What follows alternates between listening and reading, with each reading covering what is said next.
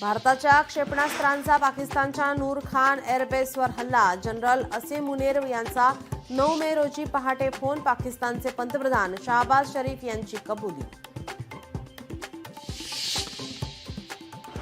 मुख्यमंत्र्यांचा आज नागपूरमध्ये जनता दरबार. दुपारी 12 ते 2 वाजेपर्यंत हैदराबाद हाऊसमध्ये फडणवीस जनतेच्या तक्रारी ऐकणार.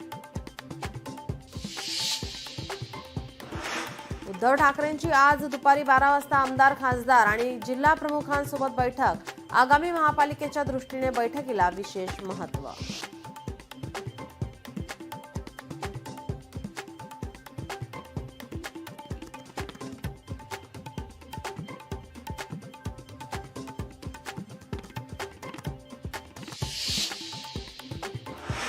बाळासाहेबांच्या फोननं अमित शहा संकटातून बाहेर. कायद्याच्या चौकटीबाहेर मोदी शहांना शरद पवारांची मदत. अनेक गौप्यस्फोट असलेलं संजय राऊतांच्या नरकातला स्वर्ग पुस्तकाचं आज प्रकाशन.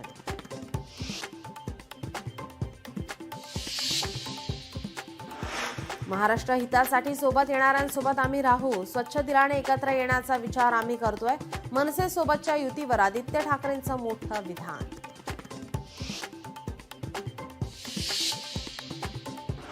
एखाद्याला सांगितलं काटा काढतो तर काढतोच, एखाद्याला पाडायचं ठरवलं तर पाडतोच. अजित पवारांची इंदापुरात तुफान फटकेबाजी.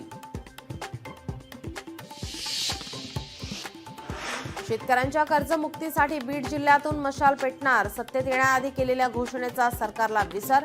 रविकांत तुपकर यांचा आरोप.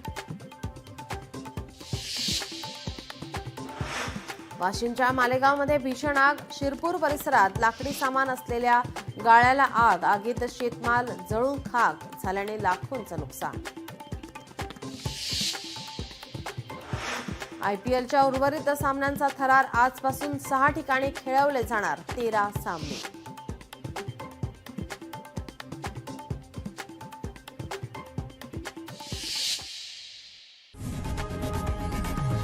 लोकशाही मराठी ऐका, पहा, जागरूक रहा.